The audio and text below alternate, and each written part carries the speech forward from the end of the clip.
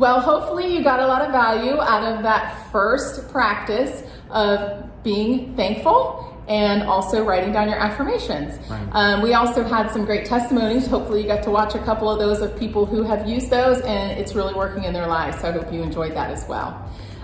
So we're moving on to our second habit. And I love this habit because it's simple. Show up. You gotta be there. Show up. It seems like that's an easy thing to do, right? I'm here. Right, but how many of you have ever been in a situation where people were there, but they weren't there? Right. You know, like you're in the room with someone, but they're really not in the room. Their mind is somewhere else. And what we're really talking about is focus, right? We're talking about showing up, being prepared, and being ready for your day. And how you do that is you take time every morning to plan out your day. I don't know, Mark, is your day the same every single day in real estate? Mentally. Physically now. Right. It never is. Like you always have something that comes up, something that's pulling your time, or somebody wants to see a property or something like that. But you have to learn how to set some boundaries and those important things that you need to get done. And your Ninja 9 is one of those things that needs to be hard set into your day. Right. So you need to time block that time out so that you always allow time to do the practices that are going to get you the results you want. Right. So very simple to do. You're going to see an actual perfect Ninja week example here. And I'm not saying you have to do it exactly like that, but I know a lot of people like to see examples. So there is an example of a perfect Ninja week. And then there's also a couple other templates here that you can use to time block with. And you can use anything you want. You can use paper, a planner. What do you like? Just whatever works for you. Yeah. I mean, I've used different. I've used paper, I've used the planner, I've used my phone. Mm-hmm. Just whatever you do to have the schedule. I think you have to make sure that you have to realize that you have to value your time.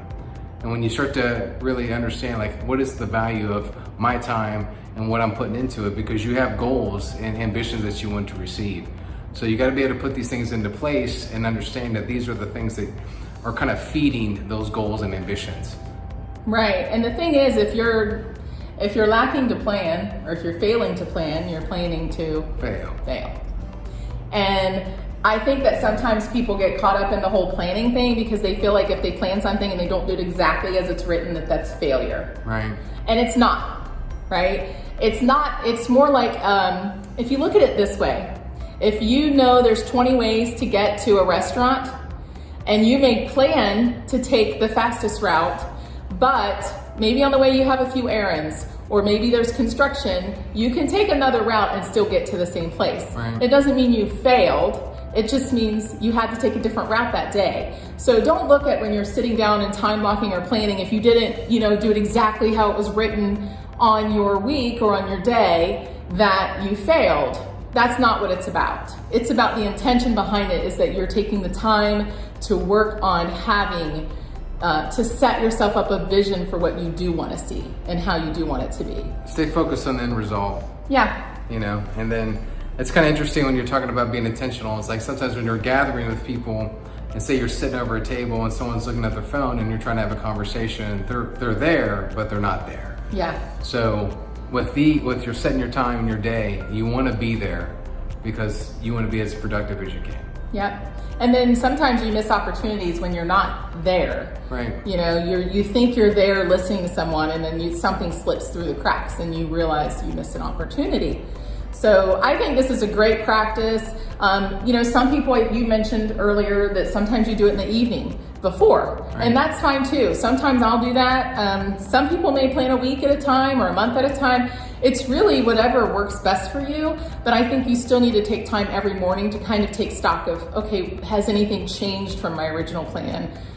Is there anything that kind of showed up in my schedule that I wasn't aware of? And just kind of know where you're going to go for that day. I agree. So take a moment and maybe write out your own plan of what you think will work for your life. I personally like to time block as much as possible, which means I might block work for this. I usually block by day. So certain days of the week are my heavier work days. Other days of the week will be my lighter work days.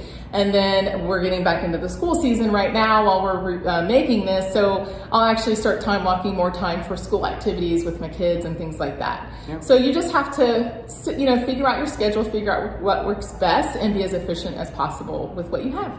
Agreed. So I hope you enjoyed this one. We'll see you on the next practice.